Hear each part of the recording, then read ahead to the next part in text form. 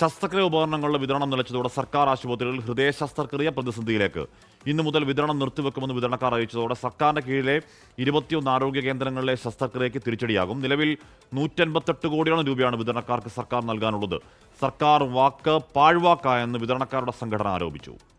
August first വീക്കിൽ നമുക്ക് almost ഒരു 160 കോടി രൂപ കേരളത്തിലെ 21 ഗവൺമെൻറ് കാത്ത് ലാബിൽ പെൻഡിങ് ഉണ്ടായിരുന്നു. അപ്പോൾ നമ്മളത് അറിയിച്ചിരുന്നു. അപ്പം ഓഗസ്റ്റ് മാസം നമുക്ക് പേയ്മെൻറ്റ് ക്ലിയർ ചെയ്യുമെന്നായിരുന്നു നമുക്ക് കിട്ടിയ ഉറപ്പ്. അപ്പം ഓഗസ്റ്റ് 30 വരെ നമ്മൾ വെയിറ്റ് ചെയ്തിട്ടും കിട്ടിയിട്ടില്ലെങ്കിൽ നമ്മൾ സ്ട്രൈക്കിലേക്ക് പോകാതിരിക്കാൻ വേറെ ഓപ്ഷനില്ല. കാരണം നമുക്ക് സ്റ്റോക്കുകളില്ല.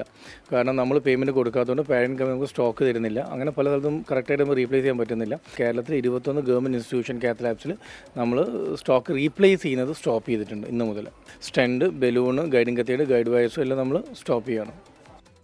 ഷഹദ് റഹ്മാനാണ് വാർത്തകൾ വിവരങ്ങൾ വച്ചിരുന്നത്. ഷഹദ്, ഈ കുടിശ്ശിക കൊടുത്തു തീർക്കാതെ ഉപകരണങ്ങൾ ഇനി നൽകില്ല എന്ന നിലപാട് ഈ വിതരണക്കാർക്കുണ്ടോ? അങ്ങനെയെങ്കിൽ അത് പ്രതിസന്ധി രൂക്ഷമാക്കില്ലേ ഷഹദ്? ആ നിലപാടിൽ അവർ ഉറച്ചു നിൽക്കുകയാണ് ഹാഷ്മി. കാരണം ഇനി ഈ വിഷയത്തിൽ ചർച്ചയല്ല വേണ്ടത്, മറിച്ച് പണമാണ് വേണ്ടത് എന്നുള്ള പ്രധാനപ്പെട്ട ഒരു കാര്യമാണ് ഈ വിതരണക്കാരുടെ സംഘടന മുന്നോട്ട് വെക്കുന്നത്. കാരണം ചർച്ച ഇതിനോടകം തന്നെ പല ഘട്ടങ്ങളിൽ പൂർത്തിയായതാണ്. ഈ കഴിഞ്ഞ മാസം ആദ്യ വാരത്തിൽ തന്നെ ഈ വിതരണക്കാരുടെ സംഘടനയും ആരോഗ്യമന്ത്രിയുടെ ഓഫീസുമായി ചർച്ച നടത്തിയിട്ടുണ്ടായിരുന്നു. ആ ചർച്ചയുടെ അടിസ്ഥാനത്തിൽ കഴിഞ്ഞ മാസം 30-നകം ഈ പണം മുഴുവനായും തന്നു തീർക്കുമെന്ന് അവർക്ക് ഉറപ്പ് നൽകിയിട്ടുണ്ടായിരുന്നു.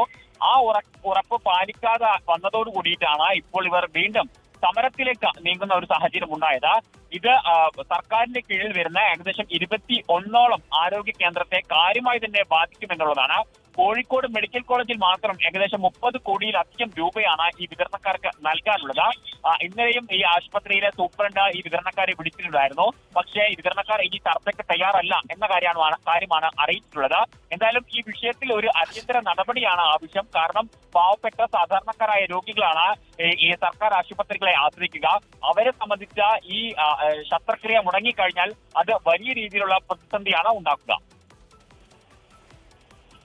ഷഹദ് റഹ്മാനാണ് വാർത്തയുടെ വിവരങ്ങൾ നൽകിയത്. സർക്കാർ ഉറപ്പ് പാഴ്വാക്കായെന്ന് വിതരണക്കാരുടെ സംഘടന പറയുകയാണ്. ഈ ചർച്ച നടന്നത് ഓഗസ്റ്റ് 31 മുമ്പ് കുടിശ്ശിക കൊടുത്തു തീർക്കാമെന്ന വാക്ക് പറഞ്ഞതാണ്. ഒരു രൂപ പോലും കിട്ടിയിട്ടില്ല എന്നാണ് വിതരണക്കാർ പറയുന്നത്. മാർച്ച് 31 വരെയുള്ള കുടിശ്ശിക കൊടുക്കാതെ ഇനി ഈ ഉപകരണങ്ങൾ കൊടുക്കില്ലെന്ന് പറയുന്നുണ്ട്. അങ്ങനെയാണെങ്കിൽ പ്രതിസന്ധി രൂക്ഷമാക്കും.